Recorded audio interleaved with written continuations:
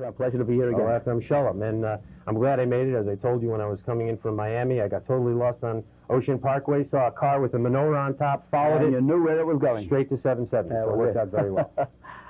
We'll be starting in Brooklyn, where thousands of children are gathered in the synagogue just below us for a special rally brought to us by the boys and girls of Tzivos Hashem, the World Youth Group of Lubavitch.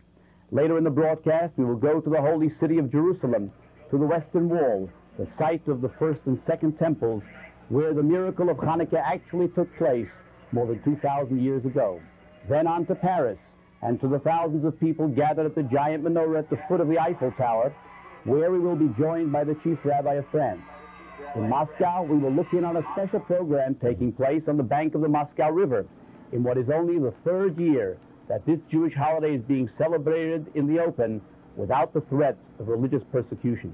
To have the knowledge about Torah, to study the Torah and fulfill the commandments for years to come, coming from this holy place where we have lit the menorah.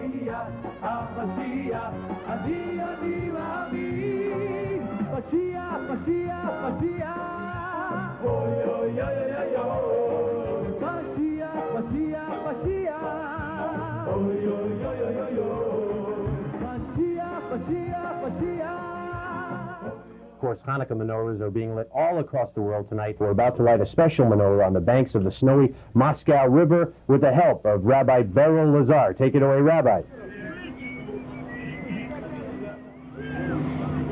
Празднуйте Хануке! Сегодня мы празднуем двойное чудо!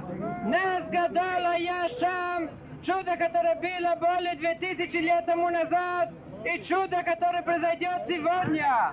Сегодня в Конституции написано, что евреи могут зажигать ханукальные свечи на улицах, на фоне Кремля. И это все было пророчество Ребе, что Ребе нам рассказал. But this is the great miracle that happened not only in those days, but also in these days, because in Moscow it's a miracle that they're able to stand in a public area and light a menorah. It's going to be a miracle if they can get this one lit. It looks like it's snowing. I think the wind there is gusting to about 20, and we'll see what happens here. Rabbi Lazar also mentioned blessings from Lubavitcher Rebbe, so we really have Baruch's blessings for his recovery coming from all corners of the world today.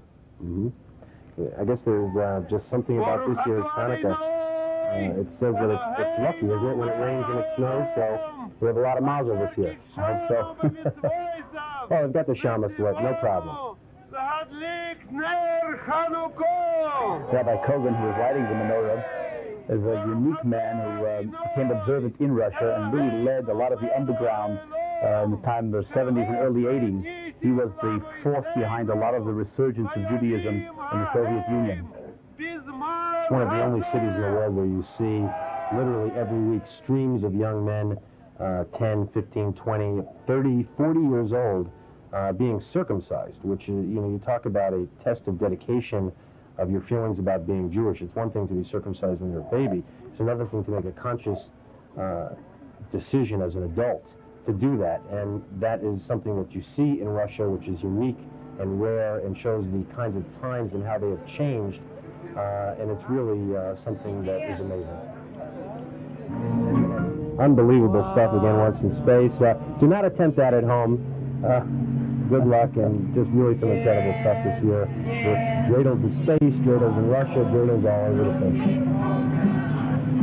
At least once we got the menorah lit, the snow started coming down even more heavily. Yeah, when we talk about dedication, as you can see, it's practically a blizzard right now in Moscow. It is almost 1 o'clock in the morning, and these people did not go home. They are in their shapkas, which, as you can see, are the Russian hats made of fur, and of course they're the trademark Borsalino's, the Italian hats, that you see so commonly on the heads of the Lubavitchers all across the world. But really cold, awful conditions, and they're hanging in there.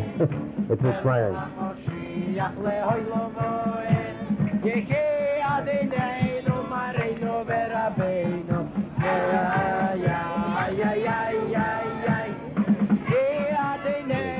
The Rebbe declared that we need to open our eyes the eyes of our minds and hearts, to become educated and sensitive to the Torah view of world events in the dawning era of Mashiach and redemption. Now is the time to seize this momentum of goodness and to focus on our own capacity for adding mitzvot and goodness in the world, and yet more, to influence others across the world to join hands in this effort.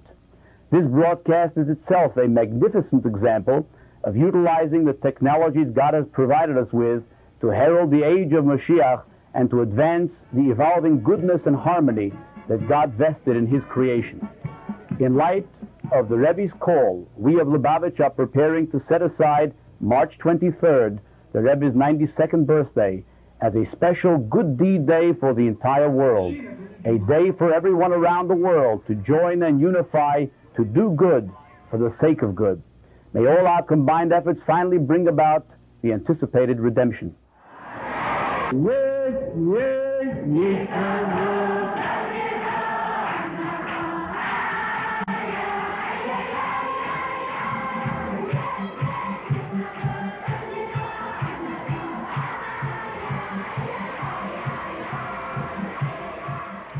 And once again, the Rebbe is watching today's Hanukkah Live program from his office at 770 Eastern Parkway. And again, we want to wish him a complete and a speedy recovery and, of course, a happy, wonderful Hanukkah. Rendition of a special prayer for the rebuilding of the temple. מארצנו הקדושה והשלמה, שעיני השם אלוקיך בה, Coming from the Holy Land of Israel, where the eye of God is upon the land from beginning to the end of the year, right at the side of the Western Wall, the remnant of our temple, with the presence of Lubavitcher Rebbe as well, through the satellite. ובשם העם בציון ובישראל, להזמין ולכבד בהדלקת נר חמישי של חנוכה את אורח הכבוד שלנו, הראשון לציון, הגאון המקובל, רבי מרדכי אליהו שליט"א, בבקשה.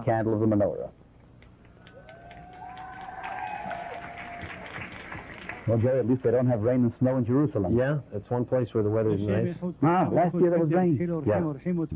To acknowledge what this action is, a commandment from God. Baruch Ata Adonai Eloheinu Melech HaOlam Hahem Bazeman Hazeh.